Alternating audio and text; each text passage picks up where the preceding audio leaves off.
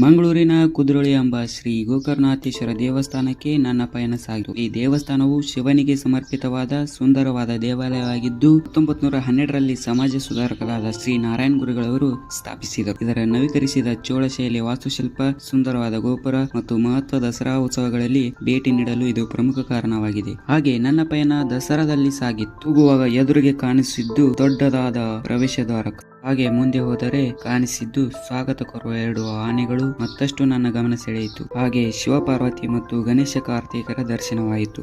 ಮತ್ತೆ ಅಲ್ಲಿದ್ದ ಗೋಪುರಗಳಿಗೆ ಹಚ್ಚಿದ ಚಿನ್ನದ ಬಣ್ಣವನ್ನು ಎದ್ದು ಕಾಣಿಸ್ತಾ ಇತ್ತು. ಮೊದಲು ನಾನು ದರ್ಶನ ಪಡೆದದ್ದು ಶ್ರೀ ನವದುರ್ಗೆಯರ ಮೂರ್ತಿಗಳನ್ನ ಇಲ್ಲಿ ಪ್ರತಿಷ್ಠಾಪಿಸಿ 11 ದಿನಗಳ ಕಾಲ ಸಾಂಸ್ಕೃತಿಕ ಕಾರ್ಯಕ್ರಮಗಳನ್ನು ನಡೆಸಲಾಗುತ್ತದೆ. ದೇವಿಯರ ದರ್ಶನವಂತೂ ನನಗೆ ಏನೋ ಒಂದು ಕುತೂಹಲ ತಂದಿತ್ತು. ಅಲ್ಲಿ ಹೋಗುವಾಗ ಕಾಣಿಸಿದ್ದು ಕಟ್ಟಿಗೆಯ ಕೈಯಿಂದ ಕೆತ್ತಿದ ರಾಧಾಕೃಷ್ಣ. ಹಾಗೆ ಅಲ್ಲಿ ದರ್ಶನವಾದದ್ದು ಶಾರದಾ ದೇವಿಯ ದರ್ಶನ. ಮತ್ತೆ ನಾನು ಹೋಗಿದ್ದು ಶ್ರೀ ಗೋಕರ್ಣನಾಥೇಶ್ವರ ದರ್ಶನ ಪಡೆಯೋಕೆ. ಇದು ಗೋಕರ್ಣನಾಥೇಶ್ವರ ಮಂದಿರದ ಪ್ರವೇಶ ದ್ವಾರ. ಒಳಗೆ ಹೋಗುವಾಗ ಕಾಣಿಸಿದ್ದು ಹಿತ್ತಾಳೆಯ ಉದ್ದವಾದ ಸ್ತಂಭ.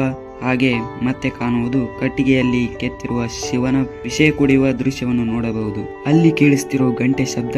ಹಾಗೆ ಶಿವದೇವರಾಯ ದರ್ಶನವಾಯಿತು. ಮುಖ್ಯ ದೇವರಾದ ಶ್ರೀ ಗೋಕರ್ಣನಾಥೇಶ್ವರ ಅಲ್ಲದೆ ಗಣಪತಿ, ಸುಬ್ರಹ್ಮಣ್ಯ, ಅನ್ನಪೂರ್ಣೇಶ್ವರ, ಭೈರವ, ನವಗ್ರಹಗಳ ಮತ್ತು ಶನೇಶ್ವರ, ಹಾಗೆ ಹನುಮಾನ ದೇವರು ಮತ್ತು ಶ್ರೀ ಸಾಯಿಬಾಬಾ ಅವರು ದರ್ಶನ ಪಡೆಯೋಕೆ ಸಿಗುತ್ತೆ. ಹಾಗೆ ಮತ್ತಷ್ಟು ಸಣ್ಣ ದೇವಾಲಯಗಳು ಕೂಡ ಅಲ್ಲಿ ಇವೆ. ಮತ್ತೆ ನನಗೆ ಅಲ್ಲಿ ಕಾಣಿಸಿದ್ದು ಕೇರಳ ಭಾಗದಲ್ಲಿ ವಿಶೇಷ ಪಡೆದ ಒಂದು ಚಂಡ ಎಂಬುದು ಪ್ರಮುಖವಾದ ಶಕ್ತಿಯುತ ಮತ್ತು ಪ್ರತಿಧ್ವನಿಸುವ ನಾದವನ್ನು ಹೊಂದಿರುವ ಒಂದು ಟಂಕನ ಹಿಮ್ಮೇಳ ವಾದ್ಯವಾಗಿದೆ. ಇದನ್ನು ಮುಖ್ಯವಾಗಿ ಕೇರಳದ ದೇವಾಲಯಗಳಲ್ಲಿ, ಹಬ್ಬಗಳಲ್ಲಿ ಮತ್ತು ಸಾಂಸ್ಕೃತಿಕ ಕಾರ್ಯಕ್ರಮಗಳಲ್ಲಿ ಬಳಸಲಾಗುತ್ತದೆ. ಅದನ್ನ ನೋಡಿ ಆದ ಮೇಲೆ ನನಗೆ ಕಾಣಿಸಿದ್ದು ಒಂದು ವಾಕ್ಯ, ಒಂದೇ ಜಾತಿ, ಒಂದೇ ಮತ, ಒಂದೇ ದೇವರು. ಈ ವಾಕ್ಯ ನನಗೆ ನಿಜವಾಗಿದೆ ಅನಿಸಿತು. ಮತ್ತೆ ಅಲ್ಲಿ ನನಗೆ ಕಾಣಿಸಿದ್ದು ಶಿವನ ದೇವರ ವಾಹನವಾದ ಶ್ರೀ ನಂದಿ ದೇವರು, ಹಾಗೆ ಒಂದು ಕಳಸ ಮತ್ತು ಶಿವನು ನೀರಿನಲ್ಲಿರುವ ದೃಶ್ಯವನ್ನು ನೋಡಿ ಹೀಗೆ ಹಲವಾರು ನನ್ನ ಕಣ್ಣಿಗೆ ಕಾಣಿದವು. ಅವುಗಳನ್ನ ವಿಸ್ತರಿಸೋಕೆ ಹೋದರೆ ತುಂಬಾ ಇದೆ. ಹಾಗೆ ಈ ದೇವಾಲಯವನ್ನು ಮೊದಲು ಕೇರಳ ಶೈಲಿಯಲ್ಲಿ